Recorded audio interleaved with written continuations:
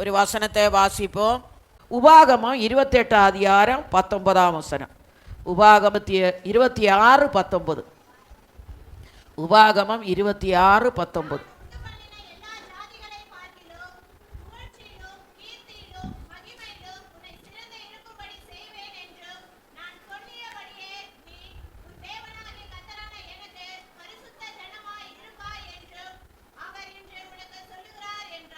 இரக்கமுள்ள தேவனே, இந்த உயிர்த்தெழுந்த கால வேளைக்காக நன்றியோடு 2025 வருஷம் முதல் வாரத்தில் எங்களுக்கு இந்த வாக்குத்தத்தத்தை கொடுத்திருக்கிறீர். இந்த வசனம் இந்த வருடம் முழுவதும் எங்களுக்கு ஆசீர்வாதமாக இருக்கட்டும். ஆண்டவரே, நீர் எங்களோடு கூட இரு, நம்முடைய பிள்ளைகளோடு கூட இரு, நீர் அவங்களே நடத்தும். ஆசீர்வதி இயேசுவின் நாமத்தில் பிதாவே, ஆமேன். உபாகமம் 26 அதிகாரம் 19 வசனம். நான் உண்டு பண்ணின எல்லா ஜாதிகளை பார்க்கிலும் புகழ்ச்சியிலும் கீர்த்தியிலும் மகிமையிலும் உன்னை சிறந்திருக்கும்படி செய்வேன் என்றும், நான் சொன்னபடியே நீ உன் தேவனாய கர்த்தரான எனக்கு பரிசுத்த ஜனமாய் இருப்பாய் என்றும் அவர் இன்று உனக்கு சொல்லுகிறார் என்றார். கர்த்தர் பாருங்க, இந்த வருஷத்தில் உங்களை புகழ்ச்சியாக்க போறாங்களா, கீர்த்தியாக்க போறாரா, மகிமையை கத்த தர போறாரு, எல்லாவற்றிலும் சிறந்திருக்க செய்ய போறாரா. ஹல்லேலூயா. முதலாவது புகழ்ச்சியை பற்றி நம்ம வாசிப்போம். சங்கீதம் 100 அதிகாரம் 4 வசனம்.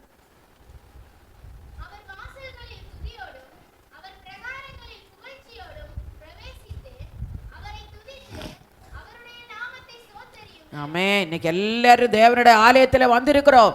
அவர் வாசல்களில் துதியோடும் அவர் பிராகாரங்களில் புகழ்ச்சியோடும் பிரவேசித்து அவருடைய நாமத்தை ஸ்தோத்திரிங்க. இன்னைக்கு நீங்கள் ஆலயத்தில் வந்திருக்கீங்க, ஸ்தோத்திரத்தோட ஜபத்தோட கத்தர் போவீர்களான இந்த வருடம் முழுவதும் கத்தர் உங்களோடு கூட இருப்பார். அவர் உங்களை நடத்துவார், உங்களை புகழ்ச்சி ஆக்குவார். எல்லாருக்கும் முன்னாலே மற்றவங்க கண்டு அதிசயிக்கப்பட்ட நிலவரத்தில் கத்தர் உங்களை புகழ்ச்சியாக கத்தர் மாற்ற போகிறார். அது மட்டுமல்ல, சங்கீதம் 111:10 வாசிங்க. சங்கீதம் 111:10.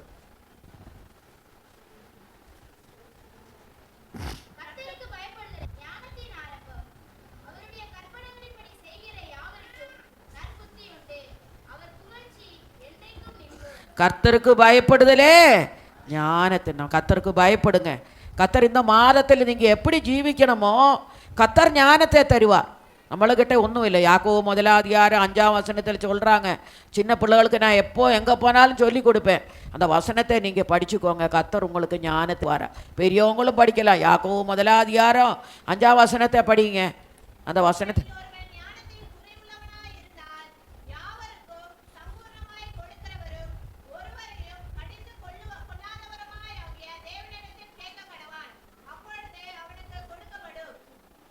கர்த்தரிடத்தில் தேவனிடத்தில் ஞானத்தை கேட்டால் என்ன ஆண்டவர் என்ன பண்ணுவார்? ஞானத்தை. உங்களுக்கு வேண்டியதெல்லாம் இந்த மாதத்தில் தேவனிடத்தில் கேளுங்க, கர்த்தர் உங்களுக்கு ஞானத்தை தருவார், அவர் உங்களை நடத்துவார். அது மட்டுமல்ல, நீதிமொழிகள் 27:21.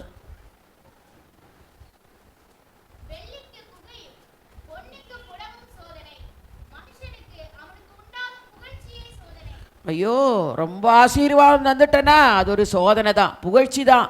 எல்லாருக்கும் முன்னால நம்மளை ஆராது புகழ்ந்துட்டேன்னா எவ்வளோ பெரிய சந்தோஷமா இருக்கும். ஆண்டவர் என்ன சொன்னாரு? வெள்ளிக்கு குகையும் பொன்னுக்கு புடமும் சோதனை, மனுஷனுக்கு அவனுக்கு உண்டாகும் புகழ்ச்சி. நமக்கு யாராவது கர்த்தர் நம்மளோட வாழ்க்கையில் நல்ல காரியம் சொல்லி காரியங்கள் நடந்தனா அநேகர் நம்மளே வந்து நமக்கு புகழ்ச்சி சொல்லுவாங்க, நமக்கு வந்து நன்றி சொல்லுவாங்க.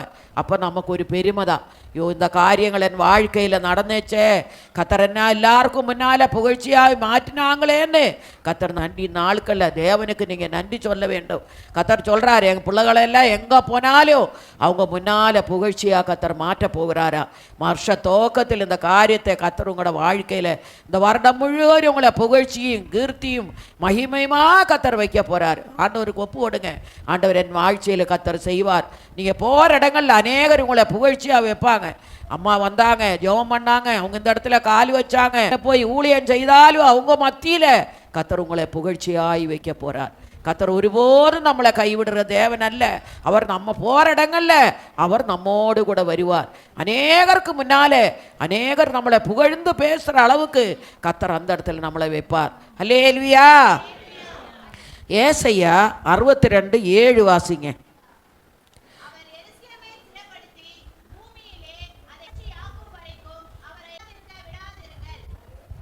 அவர் எருசலேமே ஸ்திரப்படுத்தி பூமியிலே அதை புகழ்ச்சியாக்கும் வரைக்கும் அவரை அமர்ந்திருக்க விடாதிருங்கள்.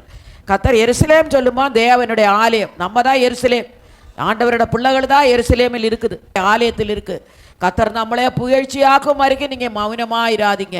ஆண்டவருக்கு நன்றி சொல்லிட்டே இருங்க. நீங்கள் கர்த்தருக்கு செய்ய வேண்டிய காரியத்தை செய்யும் போது கர்த்தர் உங்களை புகழ்ச்சியாக மாற்றுவார். இந்த வருடத்தில் எல்லா பிள்ளைகளுக்கும் போகிற இடங்களில் அநேகர் உங்களை புகழக்கூடியதான காரியங்களை கர்த்தர் இந்த வருடத்தில் உங்களோட வாழ்க்கையில் கர்த்தர் செய்ய போகிறார்.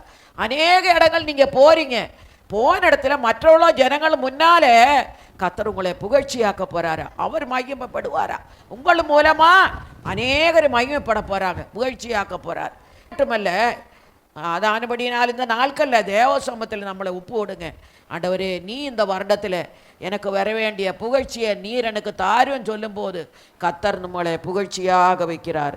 அது மட்டுமல்ல, அடுத்தது கர்த்தர் நம்மளை கீர்த்தியிலும் உங்கள் கீர்த்தி கீர்த்தி தேசத்திலெல்லாம் பரவணுமா. ஐயோ, சிஸ்டர் அங்கே இருக்கிறாங்களா, அவங்க எவ்வளோ தோம் பண்ணாங்க, அற்புத சுகத்தை கொடுத்தாங்க, அந்த குடும்பத்திலேயா கர்த்தர் நல்ல பேர், மற்றவங்க முன்னாலே கீர்த்தியா கர்த்தர் நம்மளை மாற்றுவாங்களா. யோசுவா 6:27 வாசிப்போம். யோசுவா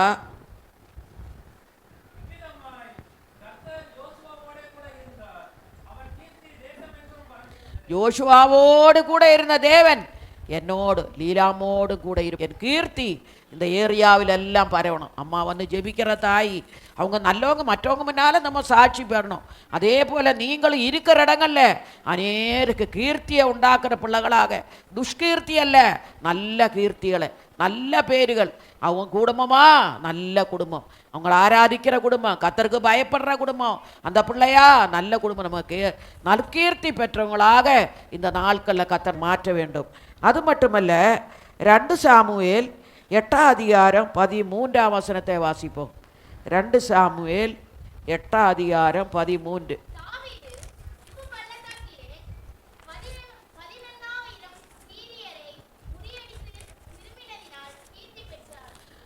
தாவீது அங்கே என்னாச்சான கீர்த்தி பெற்றான. எந்த பள்ளத்தாக்குல?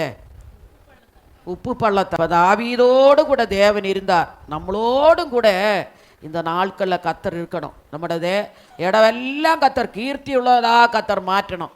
முதலாவது புகழ்ச்சியாக்கு மாற்றணும், 2வது கீர்த்தி உள்ளதாக கர்த்தர் மாற்றணும். உவாகமம் 2:25 வாசிங்க. உவாகமம் 2:25.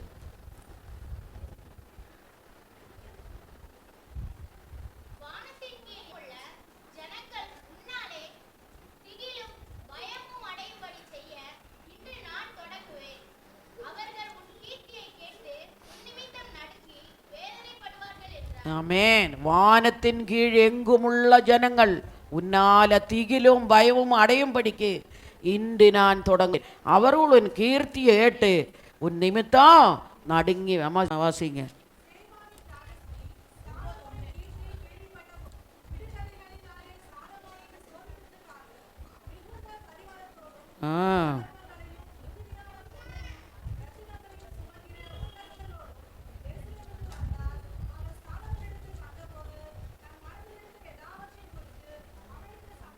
இன்னொரு வசனம் இருக்குது. இது என்ன? சாலோமோன் இடத்துல அந்த சேபாவின் ராஜஸ்திரீ சாலோமோனின் கீர்த்தியை கேள்வி போது வந்துச்சா. அதே போல் நம்மட கீர்த்தி கேள்விப்படணும். அவங்க வீட்டுக்கு போனாலே ஜெபம் பண்ணால் வியாதி சுகமாகும், அவங்க அநேகருக்கு ஜெபிக்கிறவங்க, தான தர்மம் செய்கிறவங்க சொல்லி மற்றவங்களுக்கு நம்ம கீர்த்தி போகணுமா. அதே போல் இந்த வருடத்தில் அநேகருக்கு கீர்த்தி உள்ளதாக கர்த்தர் நம்மளை மாற்ற வேண்டும். அது மட்டுமல்ல, இன்னொரு வசனத்தை வாசிப்போம். எரேமியா 33:9.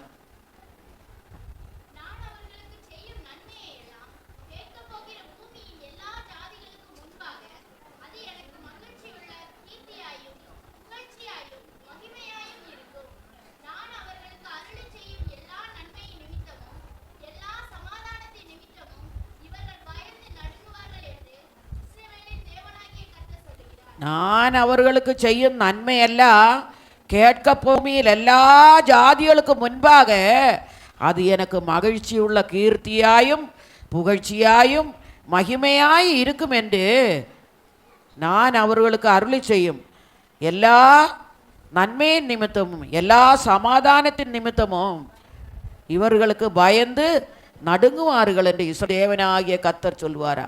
அதே எரமியாட காலத்தில் கர்த்தர் இந்த நாட்களில் செய்தது போல நம்ம காலத்திலும் கர்த்தர் செய்ய வேண்டும். எல்லாருக்கும் என்ன பண்ணணும், கீர்த்தி.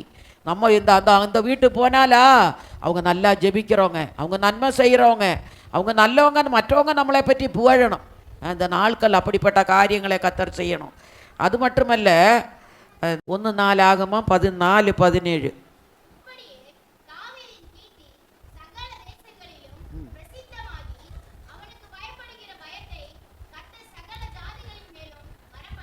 ஆமே. தாவீதின் கீர்த்தி சகல தேசங்களிலும் பிரசித்தமாகி அவனுக்கு பயப்படுற பயத்தை கர்த்தர் சகல ஜாதிகளின் மேலும் வரப்பண்ண.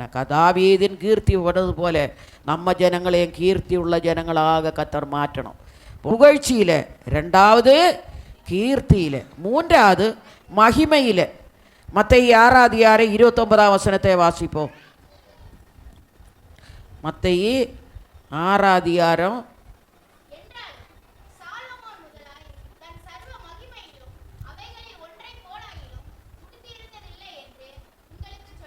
சாலோமோன் கேள்விப்பட்ட எல்லாரும் சாலோமோனை பற்றி சொல்கிறாங்க. அதே போல் இந்த நாட்களில் இருந்தாலும் சாலோமோன் முதலாய் தன் சர்வ மகிமையிலும் அவைகளின் ஒன்றே போலாகலும் உடுத்தி இருந்ததில்லை என்று உங்களுக்கு. சாலோமோன் அப்போ பெரிய ராஜா, அவர் பெரிய ஐஸ்வர்யவான், அவர் எப்படியெல்லாம் உடுத்தி இருந்தாங்க.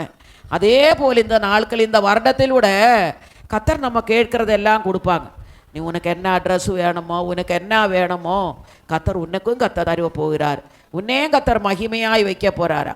அது மட்டுமல்ல, யாத்ராகமம் 15:21 வாசிப்போம். யாத்ராகமம் 15:21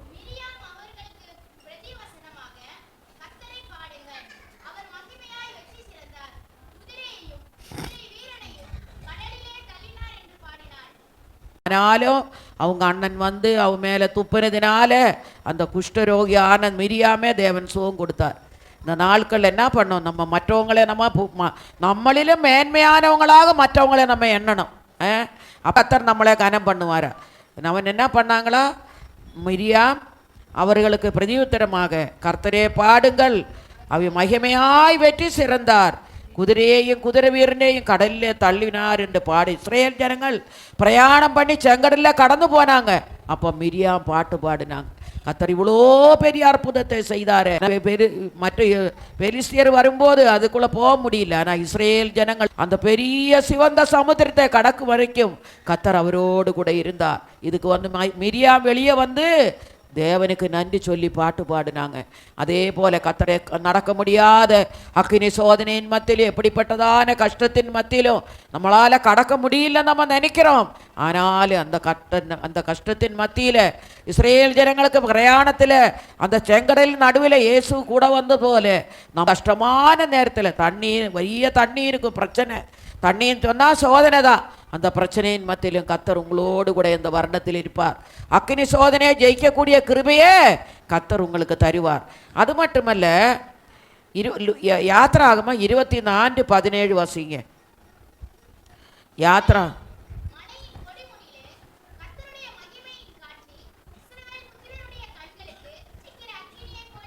மலையின் கொடுமுடியில் அங்கே தான் ஆண்டவராக இயேசு இருந்தார். மோசே அங்கே தான் போய் ஆண்டவருக்கு எனக்கு 10 கற்பனைகளை வாங்கிட்டு வந்தாங்க. ஆனால் இவங்களுக்கு பார்க்க முடியாத அளவுக்கு அங்கே பெரிய மகிமை இருந்ததா. மலையின் கொடுமுடியிலேயே கர்த்தரோட மகிமையின் காட்சி இஸ்ரேல் புத்தரோட கண்களுக்கு பட்சிக்கிற அக்னியே போலுதான். மோசே வந்து அந்த கையில் இந்த 2 கற்பனைகளும் வாங்கிட்டு வரும்போது கூட அவர் முகத்தை பார்க்க முடியாமல் இருந்துச்சா. அப்படிப்பட்ட பெரிய மகிமைக்குள்ளதான் அந்த மோசை இருந்துச்சு. அவன் தேவனிடத்துல தான் வந்துட்டு இருந்தாங்க. அவருக்குள்ளே இருக்கிற மகிமை அவனுக்குள்ளே இருந்தான். அதே போல நம்மளும் இந்த நாட்களில் ஜெபிக்கிற பிள்ளைகளை பார்க்கும்போதே தெரியும். அவங்க முகத்தில் அகத்தின் அழகு முகத்தில் தெரியும்னு சொன்னேன்னா, எத்தனையோ பரிசுத்தவான்கள் இருக்கிறாங்க. அவங்கள வந்து பார்க்கும்போதே நமக்கு தெரியும் அவங்க ஜெபிக்கிறாங்க. அவங்க கண்ணை பார்த்தாலே தெரியும் அவங்க ஜெபிக்கிறவங்க. அவங்க முகத்தை பார்த்தாலே தெரியும். ஆனபடினால் இந்த நாட்களில் கர்த்தரோட மகிமை நம்ம மேலே இருக்கணும். நம்மளை பார்க்கும்போதே தெரிக்கணும் இவர் ஆவிக்குரிய பிள்ளை. அநேகருக்கு சாட்சி உள்ள பிள்ளைகளாக கர்த்தர் நம்மளை மாற்ற வேண்டும். லூக்கா 12:27 வாசிங்க. லூக்கா 12:27.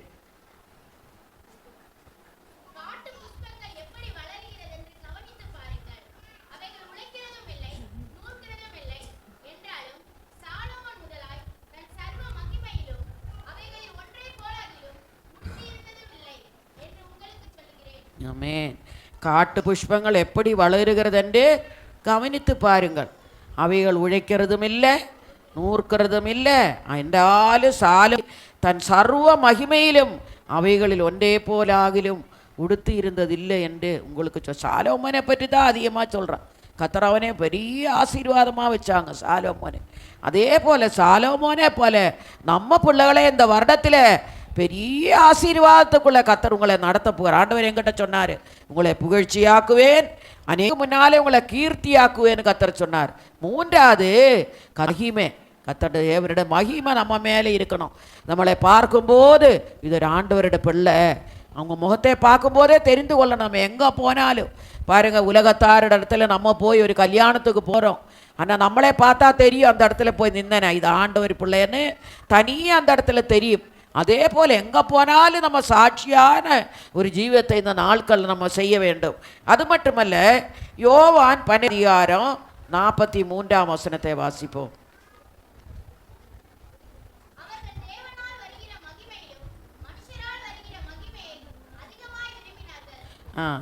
அதுபடினால் இந்த நாட்கள் தேவனால் வர்ற மகிமை தான் நமக்கு வேணும். மனுஷரோட மகிமை நமக்கு வேண்டாம். மனுஷன் நம்மளே புகழ வேண்டாம். ஆண்டவர் சொல்கிறாரு, மனுஷரோட மகிமை நமக்கு வேண்டாம். கர்த்தர் நம்மளே புகழ்ந்தா போதும். கர்த்தர் நம்மளே புகழ அவர் நம்மளை ஆசீர்வதிப்பார். ஆனபடினால் இந்த வருடத்தில் கர்த்தர் உங்களை புகழ்ச்சியாக்க போகிறார், கீர்த்தியாக்க போகிறார். கர்த்தர் உங்களுக்கு மகிமையை தரப்போகிறார். கர்த்தர் கொடுத்தான இந்த காரியங்கள் நம்ம நிலைத்து இருக்கும்போது கர்த்தர் உங்களோடு கூட இருந்து கர்த்தர் உங்களை ஆசீர்வதிப்பார். ஹல்லேலூயா. அடுத்தது கர்த்தர் உங்களை சிறந்திருக்க பண்ணுவாரா? யாருக்கும் மேலாக உங்களை சிறந்திருக்க பண்ணுவாரா? வசனத்தை வாசிப்போம். யாத்திராகமம் 15:6.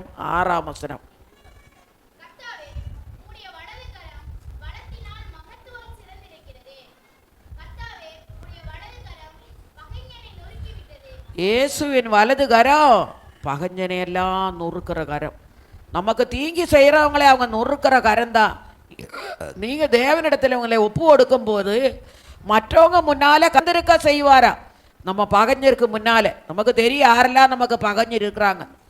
அவங்க முன்னாலேயே இந்த வருஷத்தில் கர்த்தர் உங்களை சிறந்திருக்க பண்ணுவார். என்னச்சா, எனக்கு இந்த தமிழ்லெல்லாம் ரொம்ப தெரியாது, அது அந்த அர்த்தங்கள் எல்லாம் என்னன்னு தெரியாது. சிறந்திருக்க பண்ணுவார்.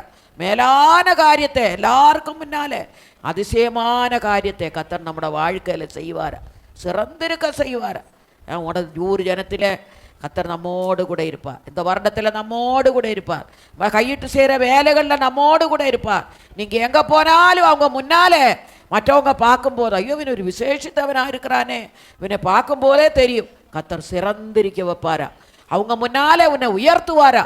கர்த்தர் பாருங்க, இந்த வருஷத்தில் கர்த்தர் என்கிட்ட சொன்னார், அநேகருக்கு நான் உயர்வை தரப்போகிறாருன்னு. விசுவாசிங்க, விசுவாசித்தால் கர்த்தர் அப்படியே செய்வார், கறந்திருக்க செய்வாரா. அது மட்டுமல்ல, ஆண்டவரை பற்றி சொல்றார். உன்னத பாடல் 5:10 வாசிங்க. உன்னத பாடல் 5:10.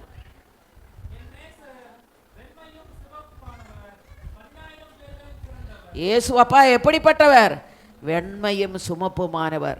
அவர் 10,000 பேர்களிலும் சிறந்தவர். அவரோட பிள்ளைகள் தான் நம்மளும் அதே மாதிரி இருக்கும். அப்பனே போல அம்மா போல தான் பிள்ளைகள் இருக்கிறாங்க. எல்லாரும் பாரு, நீ அப்பா சாயலும் இல்லை அம்மா சாயல், அதே போல தேவர் சாயல்ல நம்ம இருக்கிறோம். என் நேசர் வெண்ணையும் சிவப்புமானவர் 10,000 பேர்கள் சிறந்தவர்.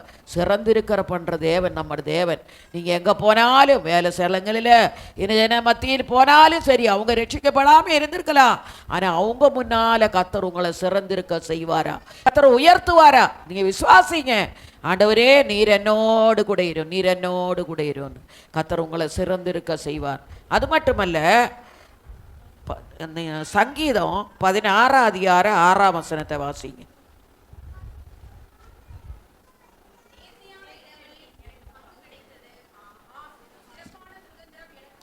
நேர்த்தியான இடங்களில் எனக்கு பங்கு கிடைத்தது, அப்பான சுதந்திரம் எனக்கு உண்டு. நமக்கு எங்க போனாலும் சுதந்திரத்தை கர்த்தர் வைத்திருக்கிறார். நீ சந்தோஷத்தோட விசுவாசத்தோட அதை பெற்றுக்கொள்ளும் போது கர்த்தர் உங்களை சிறந்திருக்க செய்வாரா?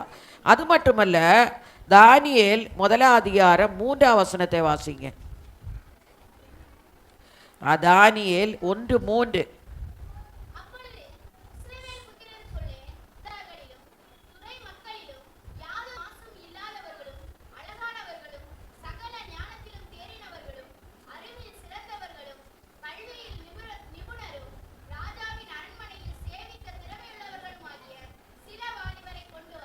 ஆமாம், அப்போ ஆறில் அவங்க போனாங்க. ஷாத்ராக்கு, மேஷக்கு, அபேந்திரகோ, தானிய, இந்த 4 பேரையும் ராஜா சொன்னாங்க, திறமையானவங்களை கூட்டிட்டு வான்னு. ஐயோ இவங்க மெலிஞ்சிருக்கிறாங்க, அப்புறம் அவங்களுக்கு வந்து பருப்பு சாப்பிட போடு எங்களுக்கும் சொல்லுவாங்க. சாப்பிட்ட போகிற அவங்க வந்து பார்த்தேன்னா மற்றவங்கள காயிலும் மற்ற மாம்சம் சாப்பிட்றவங்கள காயிலும் புஷ்டி உள்ளவங்களாக அந்த பிள்ளைகள் இருந்தாங்க. அதே போல் இந்த நாட்களில் கர்த்தர் நம்மோடு கூட இருக்கணும், சிறந்திருக்க செய்வார். சாத்ராக்கு, மேஷக்கு, அபேந்திரக, தானியேலோடு கூட இருந்த தேவன் நம்மோடு கூட இந்த வருடத்தில் இருந்து எங்க போனாலும் மற்றவங்க முன்னாலே கர்த்தர் உங்களை சிறந்திருக்க செய்வார். இதனால கர்த்தர் இந்த நாட்கள்ல கர்த்தர் அவளோடு கூட இருக்க தேவன் நம்மோடு கூட இருந்து பெரிய காரியங்களை செய்வார். அது மட்டுமல்ல, கர்த்தர் நமக்கு இளைப்பாறுதலே தருகிற தேவனா இருக்கிறாரா? யாரெல்லாம் இளைப்பாறுதல் இல்லாம தேவ சமூகத்தில் வந்திருக்கிறாரோ, ஆண்டவர் சொல்றார், இந்த வருடத்தில் நான் உங்களுக்கு இளைப்பாறுதல் தருவேன். வசனத்தை வாசிப்போம். மத்தேயு 11:29 வாசிப்போம்.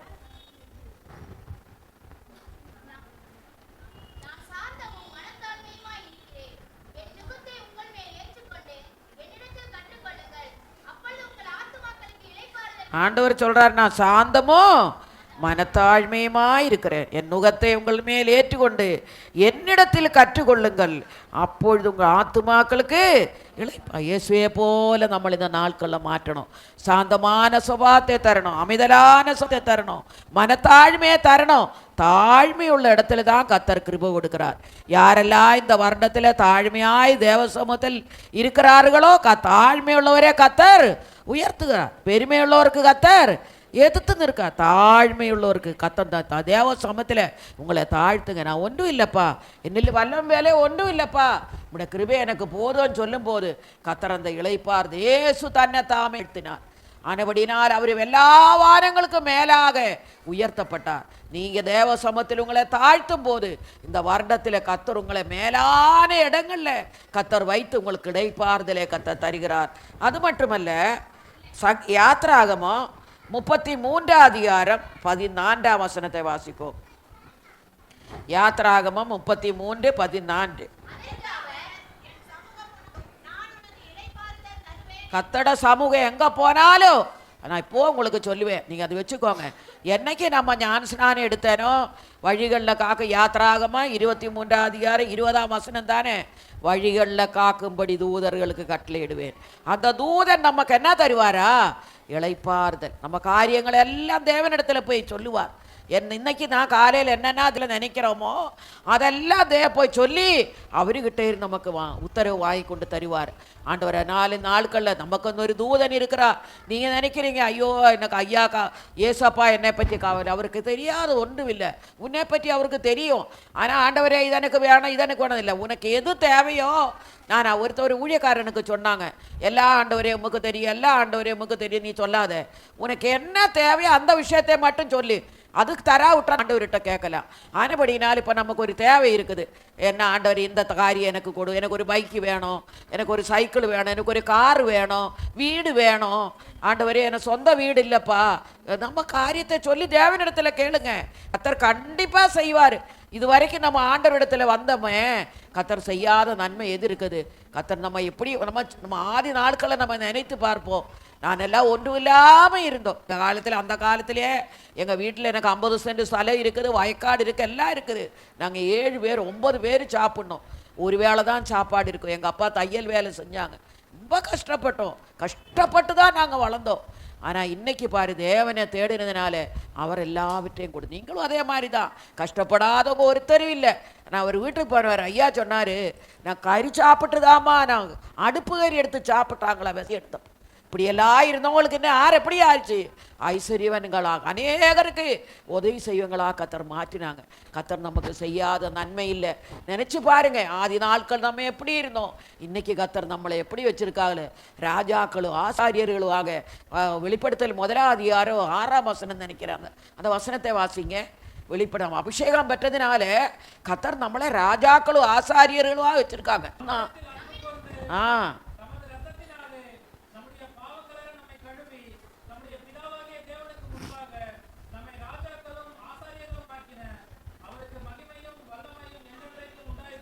ஆமென். கர்த்தர் நம்மளை எப்படி வச்சிருக்காங்க?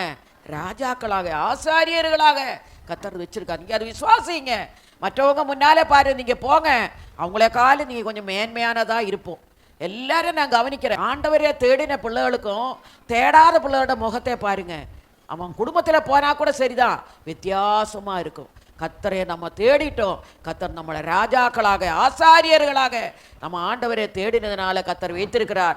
அந்த கர்த்தர் என்ன சொல்றார்? நான் உங்களுக்கு இளைப்பாறுதல் தருவேன். அதுபடினால நாட்கள் இன்னொரு வசனத்தை வாசிப்போம். ஏசாயா 28 12 வசனத்தை வாசிங்க. ஏசாயா 28:12.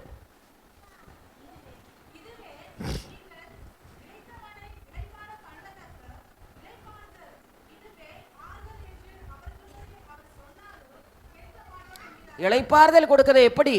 பரிசுத்தாவின் அபிஷேகத்தினால் தான் நமக்கு இளைப்பாறுதல்.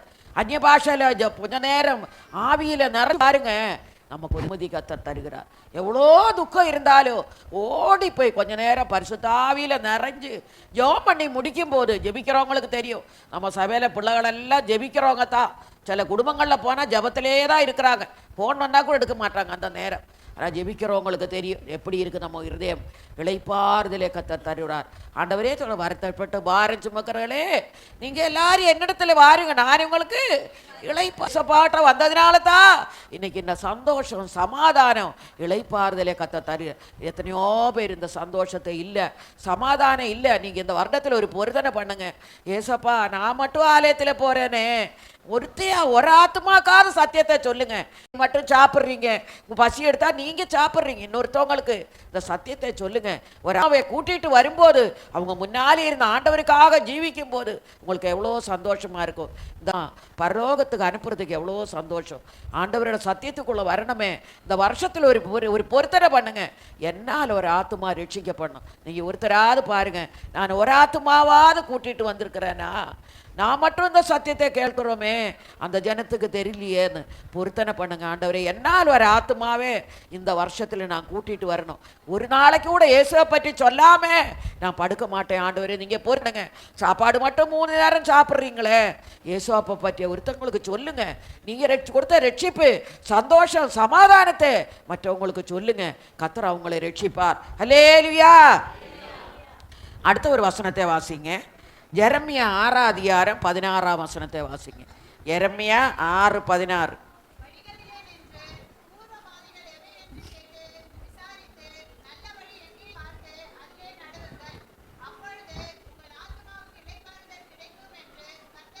ஆமா, வழிகள் நின்று பூர்வ பாதை, பரிசுத்தவான்கள் போற பாதையில் அனுப்புங்க. என்ன, நான் சபைகள் எல்லாம் சொல்லக்கூடாது. அந்த வழி போனா பரலோகத்துக்கு போக முடியாது. ரட்சிக்கப்பட்டு ஞானஸ்நானம் எடுத்து பரிசுத்தாவி பெற்றவங்க தான் பரலோக ராஜ்யத்துக்கு போக முடியும். சத்தியத்துக்குள்ள ஜனங்களை நடத்துங்க. சத்தியத்தை நீங்கள் அறிவியர், சத்தியம் உங்களை விடுதலையாக்கும். நீங்கள் சத்தியத்தை சொல்லுங்க. பைபிள் படிச்சுட்டு இருந்தா போக முடியாது. இயேசுவின் சத்தியத்தை இந்த நாட்களில் அநேகருக்கு சொல்லுங்க. கொஞ்ச நாள் போன பிறகு அவங்களுக்கு எப்படி ஞானஸ்நானம் எடுக்கணும், தண்ணீரில் இப்போ முழுகினாத்தான் உன் பாவம் எல்லாம் அந்த தொட்டிக்குள்ளே போகும், மேலே வரும்போது நீ புதிய மனுஷனாக வரும், பாவத்தை எல்லாம் கர்த்தர் மன்னிப்பாருன்னு சொல்லி ஆண்டவர் சொல்லுங்க. நம்ம ரட்சிக்கப்பட்டு ஸ்நானம் எடுத்து பரிசுத்தாவி பெற்றா நமக்கு பெரிய பிரச்சனைகள் வரும், போராட்டம் வரும், சண்டைகள் வரும். இந்த வாயே தரவாதீங்க, வாயே திறக்கக்கூடாது. அந்த இடத்துல தான் நீங்க தேவனோட பிள்ளைகளை நீங்க வெளிப்படுத்த வேண்டும். நான் இப்ப கர்த்தர் என்ன சொன்னார், இந்த வருடத்தில் உங்களை புகழ்ச்சியாக்குவேன், கீர்த்தியாக்குவேன், மகிமைப்படுத்துவேன். என்ன பண்ணுவாரா, சிறந்திருக்க செய், இளைப்பாறுதலை தருவேன். இந்த வசனத்தின்படி இந்த வருடம் இந்த வருடம் முழுவதும் இந்த மாதம் முழுவதும் கர்த்தர் உங்களோடு உங்களை நடத்துவாராக.